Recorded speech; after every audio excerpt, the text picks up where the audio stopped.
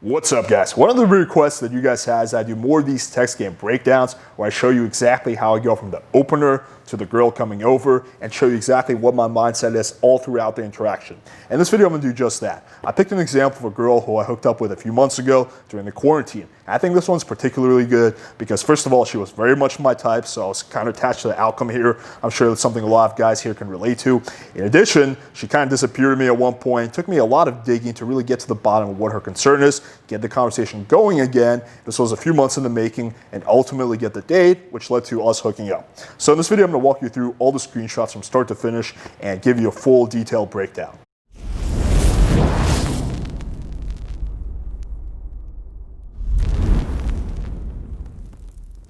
All right, let's crack into the screenshots. So this is Tinder, and yes, there's still hot girls on Tinder. In fact, there's plenty of them if you have a good profile. I open her with the patented "Hey trouble," and she responds with "Hiya" with a kissing emoji.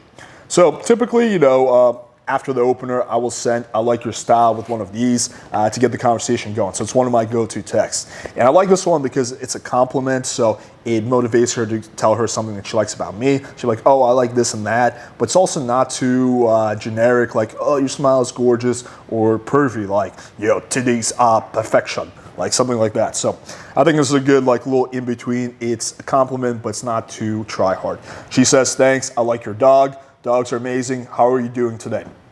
So here what happened is she created two threads. There's the dog thread, and then there's the how my day is thread.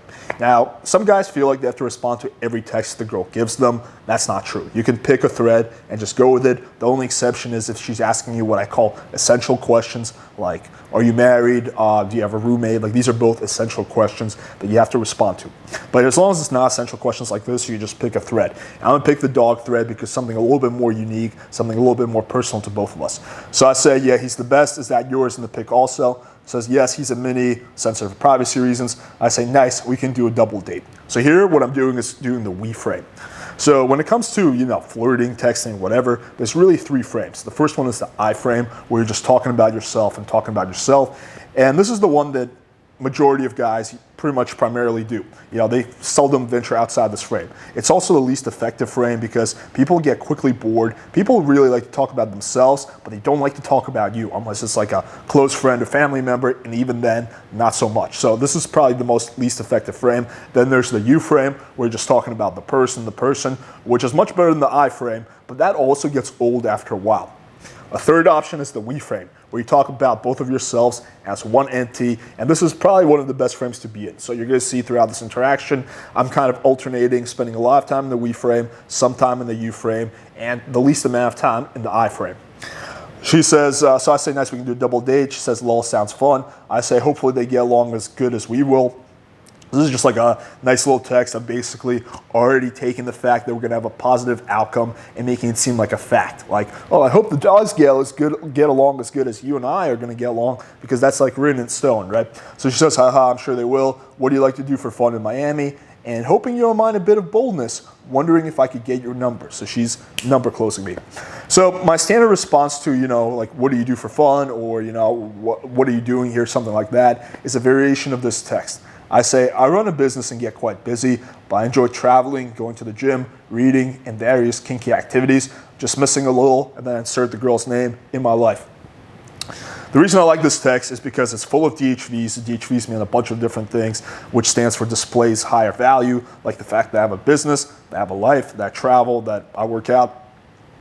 Also, it sexualizes when I say various kinky activities, but it also does in kind of in like an innocuous way, so the girl can't really take offense to that. And also it has that little hook at the end, what I call it just missing a little her name in my life. So most girls are like, oh, that was the best answer ever. So I typically like to do a variation of this text, and then I'm gonna reward the fact that she's moving things forward, which is good. I say, I like boldness with a winky face, and then I give her my number.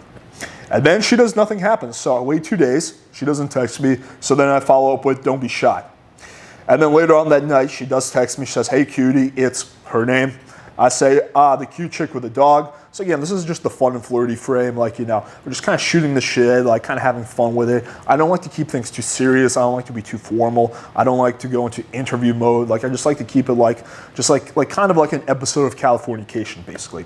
She says, well, yep, colorful hair and dog. I say, don't get me too excited now with the winky emoji. And she does not respond to that. So I give it 2 days and I follow up with the Ryan Gosling meme. Hey girl, happy Thursday. And she does not respond to that. So then I wait 3 days before I triple text her. Now you might be wondering, oh shit, isn't that kind of needy? You're like double, triple texting the girl.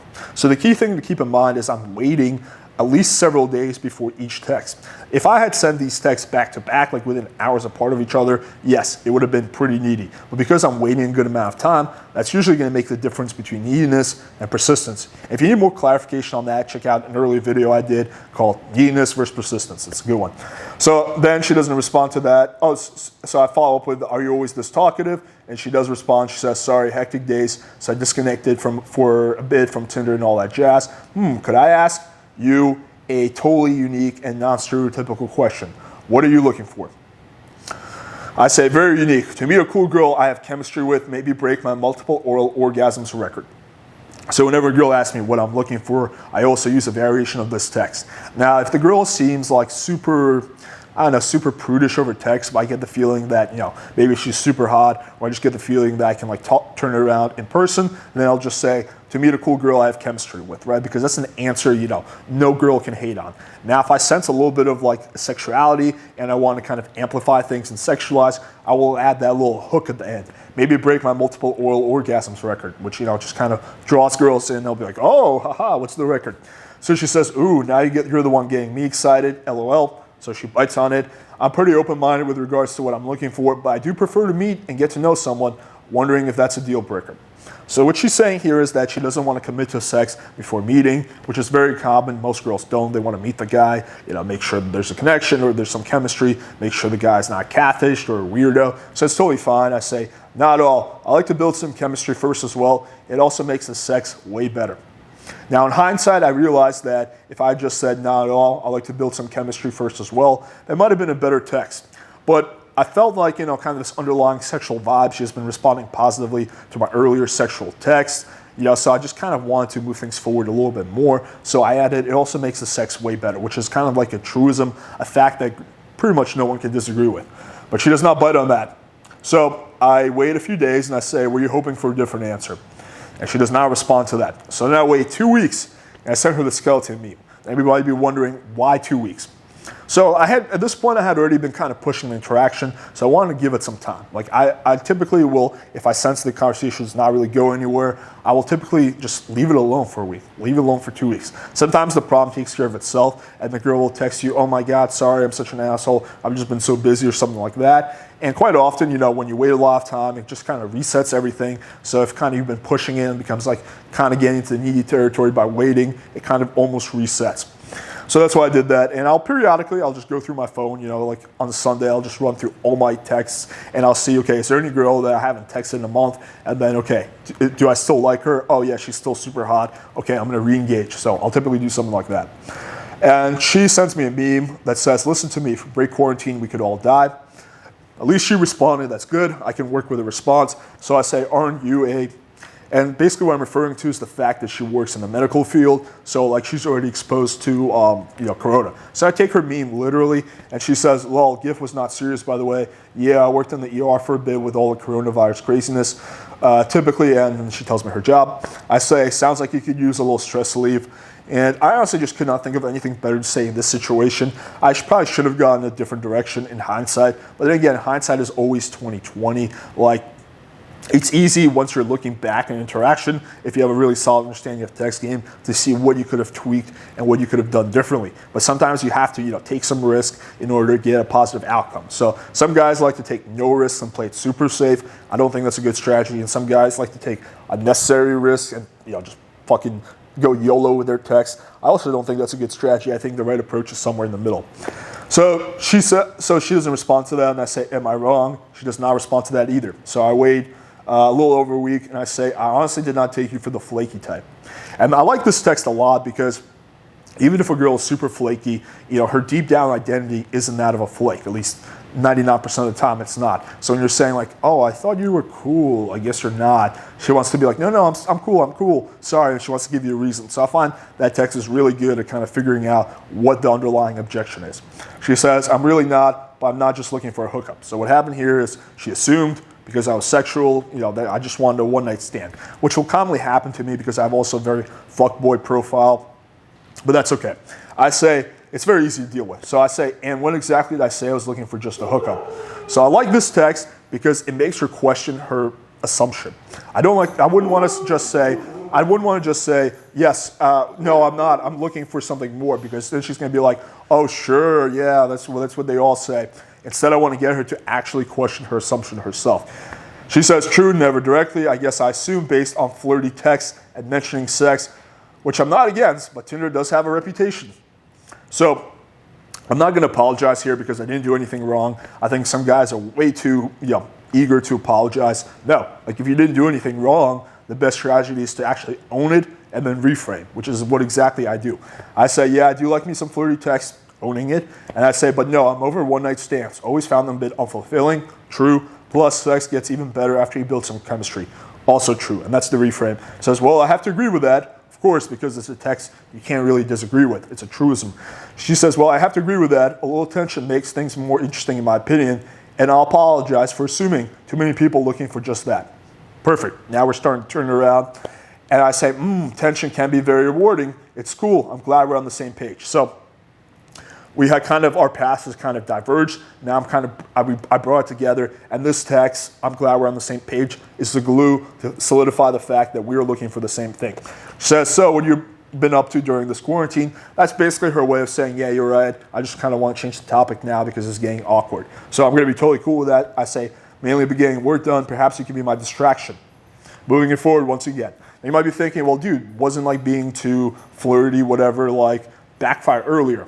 Yes, but now is not earlier. So what happened was the reason she was responding poorly, or not poorly, but the reason she kind of disappeared on me is because she thought I just wanted a one-night stand. It's not that she doesn't like sexing. It's not like that she's not a sexual girl. It's just she had that assumption. Now that we've dealt with that assumption, I can stick to the same exact style and get a completely different outcome.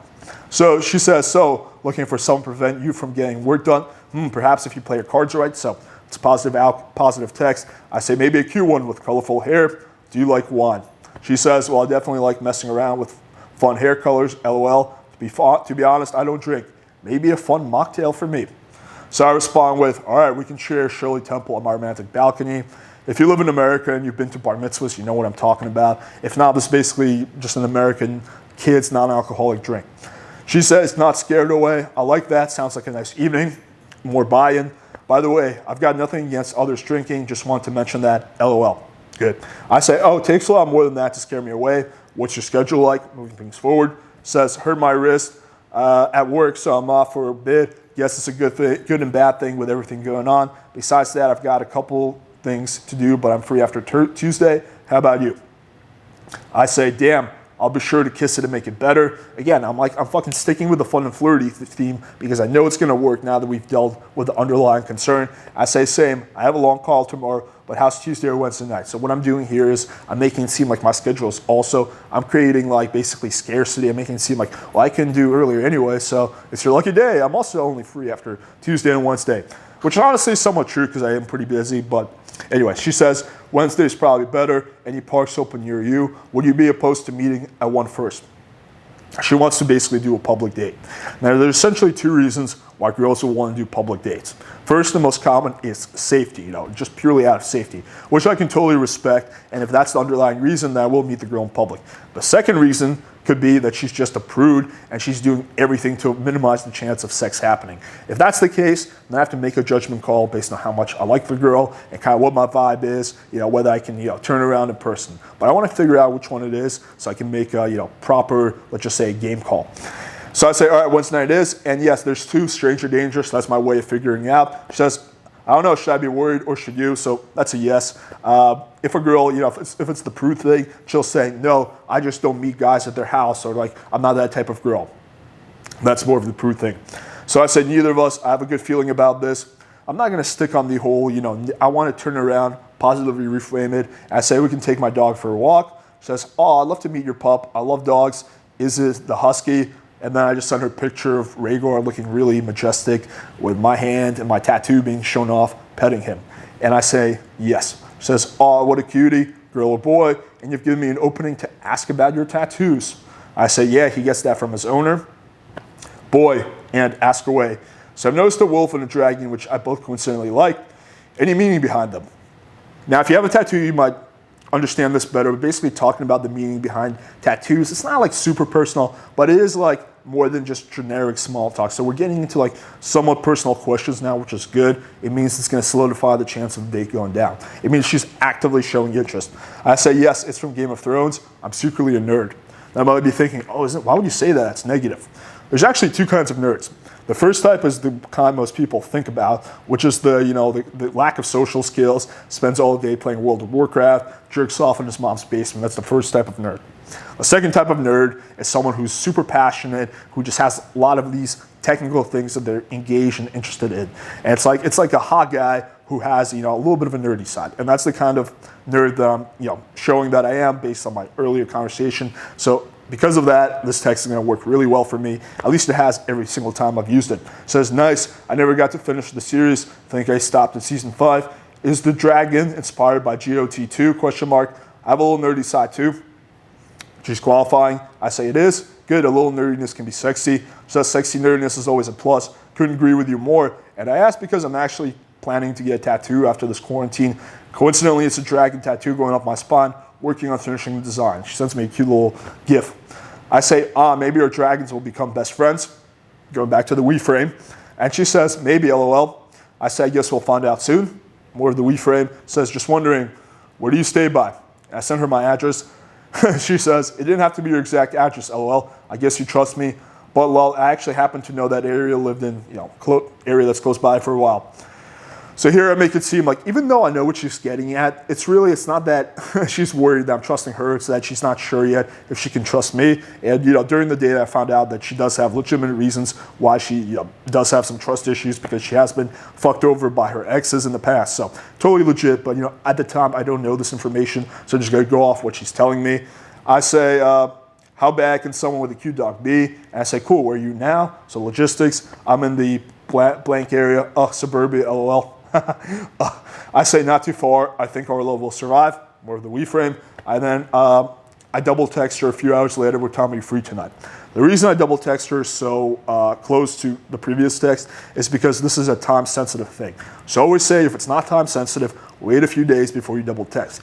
If it is same time sensitive because we have a date set up for that night, then it's a different ballpark. If I wait 2 days, then our date has passed, and it just creates negative compliance. So I'd rather double text here without waiting that much time than risk having the date not go down. So I say, she says, hey, good afternoon, on the way back home now, should be free around 9. Does that work for you? I say, yes, perfect. Where should I meet you? Let's meet outside my place. We can go for a walk. So when it comes to public dates, if we're doing a walk date, then I'll just have her meet me outside my place and just go for a walk around the block. If we're meeting at a bar, it's going to be a bar that's 2-3 minute walk away. She says, sounds good. Is there street parking? Yes, there should be plenty. Buying questions solidifies the date.